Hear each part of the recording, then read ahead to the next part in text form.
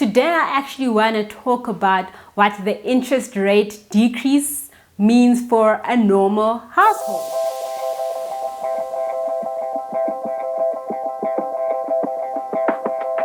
Hello there, beautiful people. Welcome to my YouTube channel. My name is Vivienne.M, and for you that are returning, thank you so much for returning. And for all those that are watching me for the very first time, I hope you will learn something from me, and I hope you watch through to the end.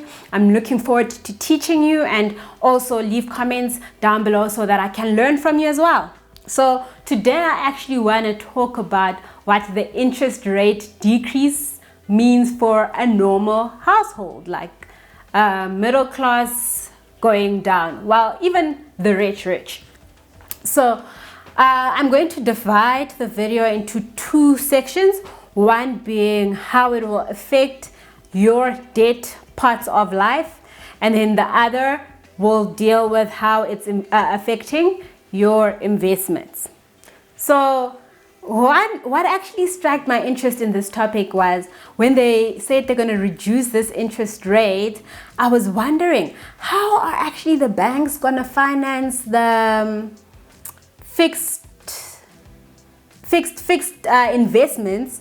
Because if they are fixed at a certain percentage, let's say 7%, but then now they're probably maybe receiving a little less on interest in the long run, then how are they going to maintain their profits in terms of interest income? You know? So yeah, that is actually what struck my interest in this topic. So let me get into it. Let's talk about must we talk about the interesting stuff first, or the stuff that probably will make us sad? Okay, so let's talk about the investment side of things first. So if you have an investment, there are two types of investments that you can actually take, which is a fixed rate investment and a floating rate investment. So with your fixed rate investments, well, they're not really investments, they're more savings than they are investments. That would mean that those ones, regardless of what happens in the economy, your interest that you will receive will not be affected, right? Well, except if the bank goes bust and loses all its money and you can't even recover even the capital portion of your loans, you know. But if you are on a fixed rate investment, that would mean that you're not really affected by this change. You're still a very happy person. Now, the people that are not so happy are the people that are on a floating rate floating rate investment. So what that actually means for them is they will be receiving a little less interest on their investments. And what does that eventually do to your wealth? It doesn't allow your wealth to grow as quickly or as accelerated as it was, you know. So I don't know what the actual solution to curb that currently is, but when I do have a solution, I'll come back and talk about that. So yeah, that is the effect on the investment part of things. And I mean, this interest rate is probably gonna like affect other things that could help make your investment like a little better. Like if you, for instance, investing in other companies, right, in equity, that would mean that maybe other companies' debt financing is not as expensive. So debt financing, I explained in one of my other videos. I can just link it down in the description box if you want to know what that is. And yeah, if your debt financing is reduced, you're paying less on the cost of debt, then as a company, chances are you are able to work on improving your profits. So if you are investing in equity, you might potentially experience a growth, you know, in your investment if it's not directly linked to interest.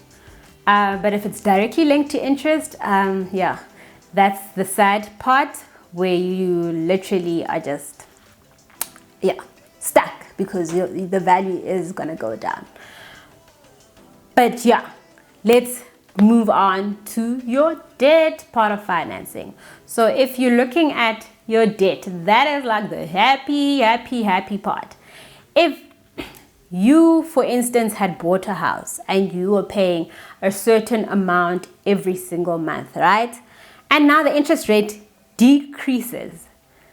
Every single month you continue to pay what you were paying initially or even more, then that would mean that your loan is going to be settled a little faster than the 20-year period that you probably had selected, or whatever period that you had selected to pay off your loan.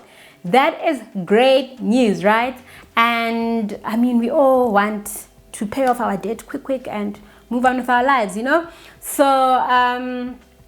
other banks are like quite smart in terms of recovering their interest. So usually what they do is when the interest rate changes, they adjust then your payment to make sure that it still covers the same period that you're supposed to pay off the loan.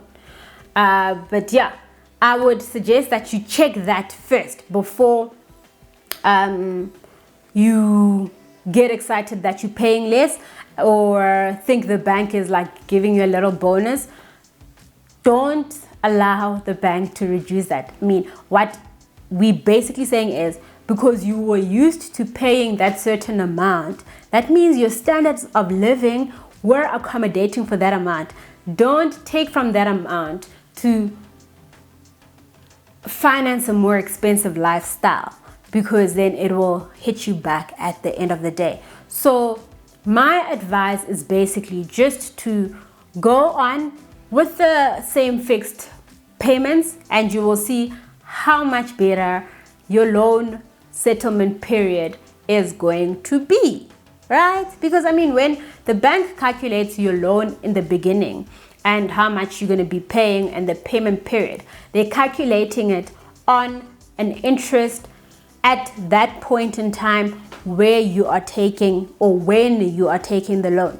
So if anything changes later, they either have to change the payment period or they have to change the payment amount that you have to pay.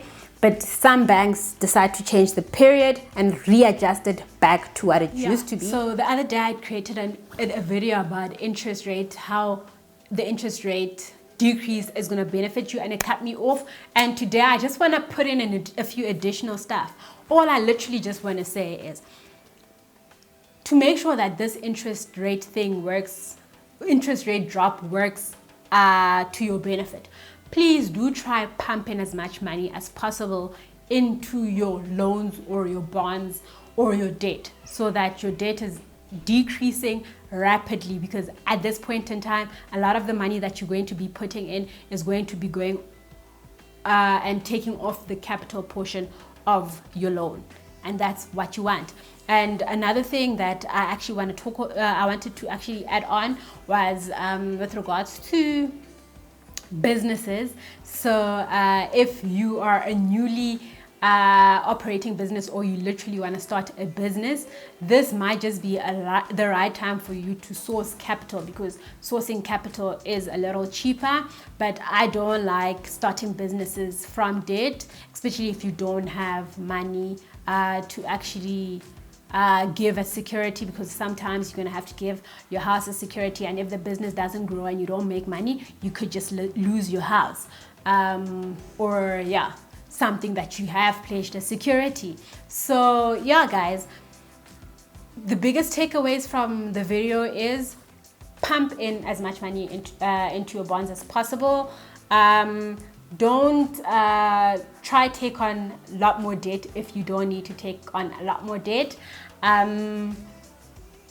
Do stick to your payment schedule. Increase, if you can, increase the amount you're actually paying for your bond. So yeah, that is basically just it. I hope you did like I hope you did like the content, and please don't forget to like and subscribe, leave your comments down below, click that notification bell below so that you're made aware when I post something new. And yeah, have a good day. Cheers.